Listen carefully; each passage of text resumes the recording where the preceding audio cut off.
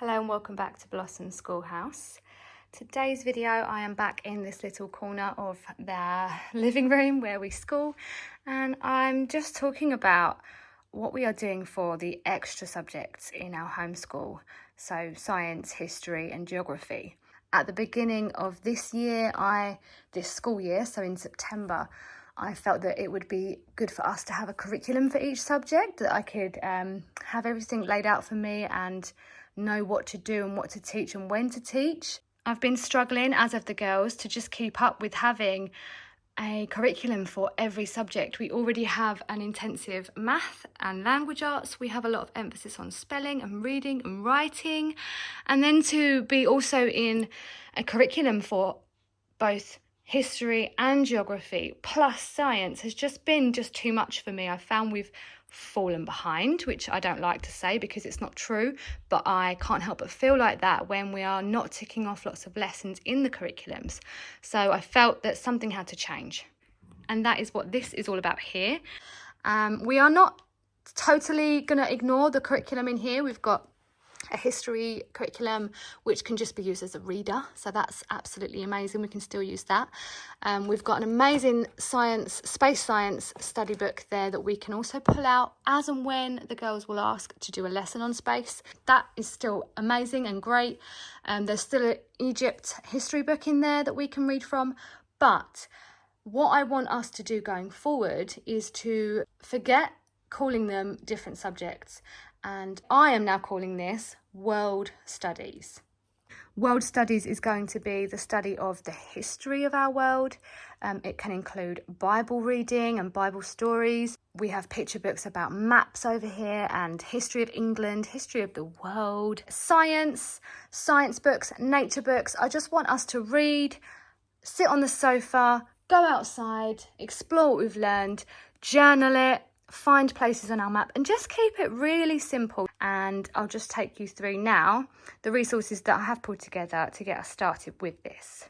So firstly, I've got our basket, and what I've done is I had the idea to have a journal like this for each of their subjects, and just even that was just too much, just having different journals for different subjects and it just being all over the place. I just thought simplify. That's what I wanted to do, simplify. So I actually tore out, this was geography. I think that's upside down. This was geography. So we've got geography pictures in here from geography studies that we've done previously. And then I've just ripped out some of the history things they did in the other one and stuck them in here so we can just have everything in one place. Again, same thing here, ripped out the history and added it into what we had already done for geography in here. So now, depending on what we read, they will journal in here and it's all kept in one place. So I've got pencil wraps here that just have colouring pencils. And then I've got extra pencils and resources in here. So there's a rubber, a sharpener, there's glue and scissors and things like that. And then to inspire them to journal whilst I read from the books, I will share the books in this book stack. I have a selection of different stickers. So I've got country/flag stickers here and stamp stickers that have countries on them, which I think is really cool. So we've got them. And then I've just collected gradually lots of stickers and also ripped stickers out of random sticker books that we just weren't utilising. So I've got some London, Australia, Egypt stickers there, so they can, if I'm talking about a particular country, they can look up the country's flag in here and stick it in their journal. They can also make any word. So for example, if we're talking about Egypt, they can take the letters to spell out Egypt and stick that in a page in their journals, and then perhaps draw a picture of the flag or stick a sticker of the flag. So I've got lots of letter stickers there. I've got some postcards. These are Tudor postcards, and that is where they got their colouring pages for Henry VIII. They coloured in the card and cut out the wives and just stuck them in there. And then this is Victorian time colouring posters that also I picked up from a place that we visited recently. And then I've just printed some random animal colouring pages that they can colour and cut out and also stick in their journal if I'm talking about an animal that day, or however it works. There's some flag colouring in as well that they can cut out, colour, stick in their books. And then I've just got animal stickers that we already had, again ripped out of a book that we weren't using. And then lastly, I have ripped out some UK sticker book stickers. I'm not putting any pressure on the journaling. They can journal however they want to. I really want them to just be spontaneous and free in how they journal. So this is just really taking a lot of pressure off of me and off of them for these subjects. It's just a lot more free-flowing and easygoing. So that is the stickers and the journals and the colouring resources. And then I've got our Gather world map. This is massive. You've probably seen it in lots of my videos. We can just unfold this and sit on it while we journal and possibly point to a country that I may happen to talk about in a story. We also have, this is a UK map. This is it all laid out. It is also wipe clean, so they can use a whiteboard pen and trace counties and whole countries of the United Kingdom and things like that. And they can just see the UK on a much larger scale. So I'm excited for them to use this as well. This is new. This is from TTS Group. So that's everything that's in the basket. We will just pull out the basket, grab some books. I can literally ask them if there's anything they want to learn about this day. It can be very child-led, or I can select a particular storybook and read from there. And then I also have these geography thinking cards from TTS Group as well, the same place that I got the UK map from. We have symbols and maps and different pictures of the world and everything in the world. And on the back of every card you have different activity options or questions and things that you can do. So for example, UK here, and then it asks, what type of map do you think this is? Think about what it shows. We can just talk which countries make up the United Kingdom, and they can have a look. So an example of world studies for one particular day could be to literally pull out this card, look at the 4 countries that make up the United Kingdom, as it asks there. Look at the United Kingdom on this map and point to the 4 countries and have a look at what makes them up. Come to their journals, possibly colour in the UK flag or get a UK flag sticker, put it in their journals, and then maybe even find a book that talks about the UK or that just has a map of the UK in it. Simple as that. I'm just taking the pressure off and trying to spark more of an interest in the world around us and how beautiful it is and how fun it is to learn about it. Okay, so now that I've covered what is in the basket, I will show you some picture books that I've recently acquired or pulled together from our own library upstairs of books, and that I hope to use and read often in our world studies. So we've got Around the World in 80 Ways. This is a book about all the ways you can actually travel or move around. I thought that was a really fun one. So there's some interesting ways of travelling in here, some of which we're very familiar with, some of which we might not be. So that I thought would be really fun. We've got the Story of England, and then also to go with that, the Kings and Queens book here. This is something that we already started, which you may have seen in their journals, the Henry VIII colouring pages.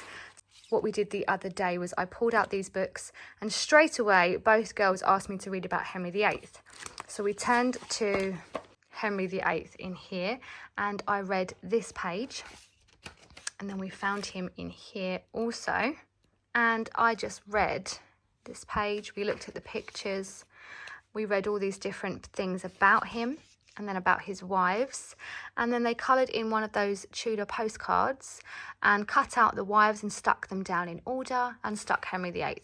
We also added the age that he died, because that was something my eldest kept asking about, how old they were, the wives, when they died, and how old Henry was when he died. And it was really fun to learn about Henry VIII.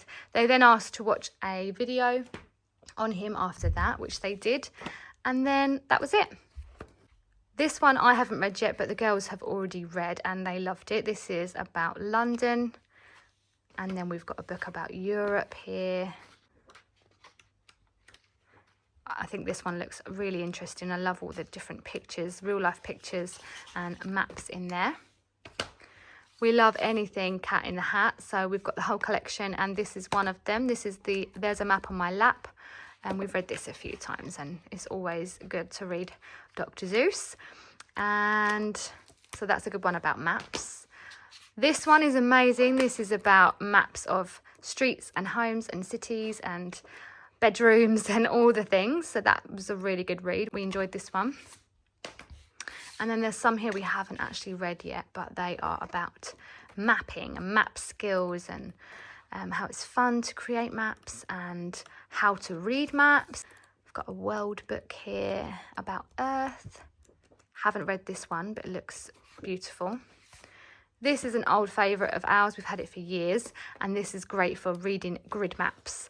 So it's a fairy tale book, and each page is a different land from a fairy tale. So we've got the Land of Oz, there's Alice in Wonderland, and there is a key for each map, and they can look and find different things that are in the story, and then we can just discuss which coordinate each thing is. So they are learning in a really fun way to read grid maps. This is another good history one about the World War. And that is the same author as the Kings and Queen, the Story of England book. Another map book here. And this one again is quite an interactive one. We've got some science books here about a cold. We've got a space one. We've got one about bones. And we've got If the World Were a Village. We also have a ton of encyclopedias. We've got more map books. This is one of my all-time favourite map books, especially just for children, for first understanding maps and cultures and the animals that live there, the food that they eat.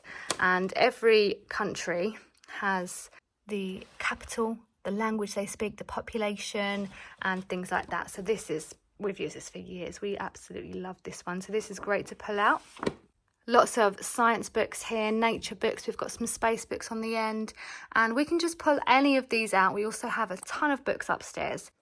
The last thing that I want to share is 2 new books that I recently purchased. So this is the classic living book, Home Geography for primary grades, and it just features really short chapters about nature, the world, geography. I read the To the Teacher portion, and it just felt like it spoke to my soul and how I've been feeling about these subjects. The idea is not to produce a great full curriculum all ticked off and done. It's just to inspire children to want to discover for themselves and investigate for themselves and see how the world works. And so I'm excited to add this in as and when as well. Again, no pressure. It will have a short reading, there's some pictures, and then sometimes it will just have some oral exercises, i.e. asking some questions about what I've just read, things like that. And this is the book 1. So this is quite, if you look at the contents, quite heavy on nature study and just studying weather and nature and the sun and things like that. And then I also bought the second book, which is the Charlotte Mason, British Empire and Great Divisions of the Globe. And this is talking about the British Isles and the seas and the shores of Europe and the different countries and just a ton of geography. And I've had a flick through and looked at how some of them are laid out, and it's just a really easygoing way of reading to the children and telling them about the world. The main books that I'm actually going to store in this basket are the geography readers and the history of England and the geography thinking cards. I believe that they are the ones we will definitely utilise the most. If you have any questions about anything that I've mentioned, about world studies and how we're doing it, or any of the things that I've shared, then please feel free to leave a comment. As always, thank you for watching.